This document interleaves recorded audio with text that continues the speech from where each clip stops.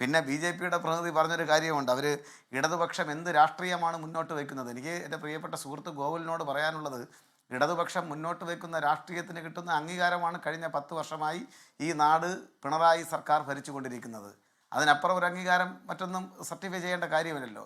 നിങ്ങൾ മുന്നോട്ട് വയ്ക്കുന്ന രാഷ്ട്രീയമുണ്ട്. ഈ നാട് വിറങ്ങലിച്ച് നിന്ന് വയനാട്, മുണ്ടക്കൈ, ചൂരൽമല ആ പ്രകൃതി ദുരന്തത്തിൽപ്പെട്ട് ആളുകൾ വിറങ്ങലിച്ച് നിന്നൊരു സന്ദർഭമുണ്ടല്ലോ. അന്ന് വന്ന ഹെലികോപ്റ്ററിനും സഹായ ഹസ്തം നീട്ടി ഞങ്ങൾ കരുതി ഞങ്ങളെ സഹായിക്കുന്നതിന് വേണ്ടി കേന്ദ്ര ഗവൺമെൻറ് ജീവകാരുണ്യത്തിൻ്റെ അങ്ങേ അറ്റം ഇവിടെ പ്രകടിപ്പിക്കുകയാണെന്നാണ് അന്ന് കേരളീയർ കരുതിയത്.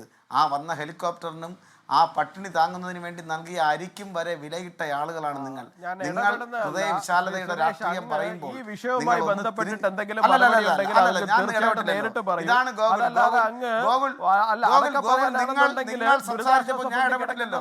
എന്ത് മ്ലേച്ഛമാണ്, എന്ത് മ്ലേച്ഛമാണ്. ഇനി ഞാൻ ഇടപെടും. നിങ്ങൾ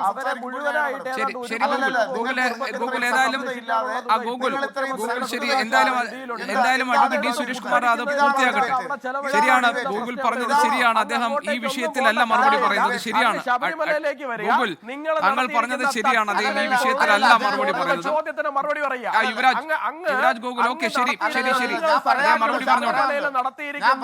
തട്ടിപ്പിനെ കുറിച്ചിട്ടും കൊള്ളയെ കുറിച്ചിട്ടും മോഷണത്തിനെ കുറിച്ചിട്ടും മറുപടി പറയും. ആ ചോദ്യം ഞാൻ ചോദിക്കും. അദ്ദേഹം ഇപ്പോൾ തന്നെ മറുപടി പറയട്ടെ. അദ്ദേഹം അത് പൂർത്തിയാകട്ടെ. ഗൂഗിൾ, നിങ്ങൾ ഉന്നയിച്ച കാര്യങ്ങൾക്കൊക്കെ അദ്ദേഹം മറുപടി പറയട്ടെ. യുവരാജ് ഗൂഗിൾ, നേരത്തെ വസന്തും കൈ ഉയർത്തിയിരുന്നു. ഞാൻ അതിൽ ഇടപെടാതിരുന്നത് അഡ്വക്കേറ്റ് ഡി സുരേഷ് കുമാർ അദ്ദേഹത്തിന് പറയാനുള്ള കാര്യങ്ങൾ പറയട്ടെ. ഗൂഗിൾ, ശരി ശരി, യുവരാജ് ഗോകുൽ, ശരി. അഡ്വക്കേറ്റ് സുരേഷ് കുമാർ താങ്കൾ പറയും. അഡ്വക്കേറ്റ് സുരേഷ് കുമാർ താങ്കൾ പറയും. അഡ്വക്കേറ്റ് ഡി സുരേഷ് കുമാർ താങ്കൾ പറയും. അഡ്വക്കേറ്റ് സുരേഷ് കുമാർ താങ്കൾ പറയും. ഇല്ലെങ്കിൽ ഞാൻ ഇടവേള എടുക്കാം, കാരണം ഇത് ആരും സംസാരിക്കുന്നത് കേൾക്കില്ല.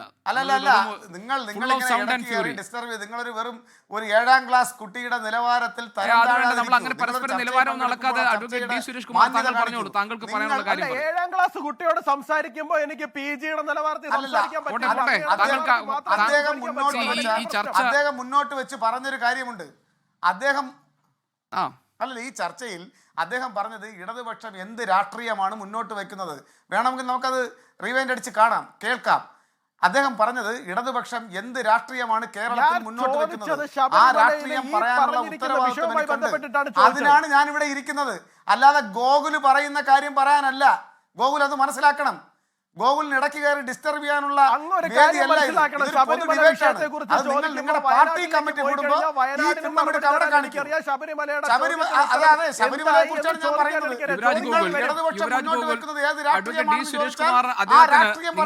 എല്ലാ ആരോപണങ്ങൾക്കും അദ്ദേഹം മറുപടി പറയട്ടെ. ഇപ്പൊ വസന്ത് സുരിയക്കിനും ഇതുപോലെ എതിരഭിപ്രായമുണ്ട്. വസന്ത് കൈപൊക്കുന്നുണ്ട്, ഞാൻ കാണുന്നുണ്ട്.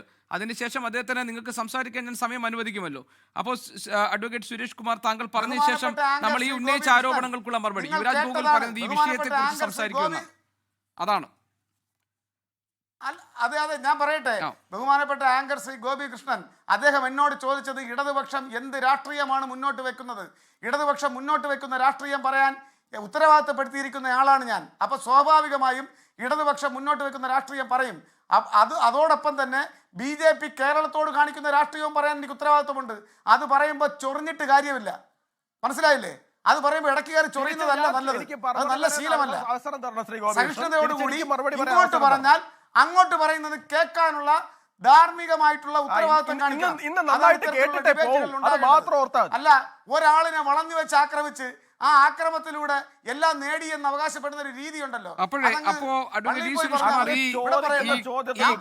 ഈ ആഗോള സംഗമത്തിലെ ക്രമക്കേടും കണക്കിലെ പൊരുത്തക്കേടും സംബന്ധിച്ച കാര്യങ്ങൾ കൂടി മറുപടി പറഞ്ഞാൽ പോവാം നമുക്ക്. അല്ല, ഈ കണക്കിലെ പൊരുത്തക്കേടിനെ സംബന്ധിച്ചാണ്. കണക്കിലെ പൊരുത്തക്കേട് ഓഡിറ്റ് റിപ്പോർട്ടിനകത്ത് അഡ്വക്കേറ്റ് കമ്മീഷൻ മുഖാന്തരം കോടതി ഉൾപ്പെടെ ചൂണ്ടിക്കാണിക്കപ്പെട്ടിട്ടുണ്ട്. അതിനെ സംബന്ധിച്ച് കൃത്യമായി നിങ്ങൾ മാധ്യമ പ്രവർത്തകർ നിലവിലെ ദേവസ്വം ബോർഡ് പ്രസിഡന്റിനോട് ചോദിച്ചു. അദ്ദേഹം പറഞ്ഞു 17-ാം തീയതിയുള്ള ദേവസ്വം ബോർഡിന്റെ മീറ്റിംഗ് കഴിഞ്ഞാൽ മാത്രമേ ഈ കാര്യത്തെ സംബന്ധിച്ച് കൃത്യമായി പറയാൻ വേണ്ടി സാധിക്കുകയുള്ളൂ. ബാക്കി പ്രചരിക്കുന്നത് ഊഹാപോഹങ്ങളാണ്. ഇപ്പൊ 2 കോടി രൂപ റീകൂപ്പ് ചെയ്യാനുണ്ടെങ്കിൽ സ്പോൺസർമാരിൽ നിന്ന് കണ്ടെത്തിയ ആ പണം റീകൂപ്പ് ചെയ്യാൻ ഉത്തരവാദിത്വം ആ ദേവസ്വം ബോർഡിനുണ്ട്. അത് തന്നെയാണ്. പക്ഷേ ജനുവരി 28-ന് തിരുവഞ്ചൂർ രാധാകൃഷ്ണന്റെ ചോദ്യത്തിന് മന്ത്രി വി എൻ വാസവൻ മറുപടി നൽകിയത് ഈ പൈസ കിട്ടിയിട്ടുണ്ടെന്നാണ് നിയമസഭയിൽ. പറഞ്ഞാൽ എന്താണ് തെറ്റ്? ലോകത്തെവിടെയായാലും ഏത് സമയത്തും 24 വാർത്തകളും ഓഗ്മെന്റഡ് റിയാലിറ്റി പാക്കേജുകളും എക്സ്പ്ലെയിനറുകളും വിശദമായി കാണാൻ ഞങ്ങളുടെ യൂട്യൂബ് ചാനൽ നിങ്ങൾക്ക് സബ്സ്ക്രൈബ് ചെയ്യാം.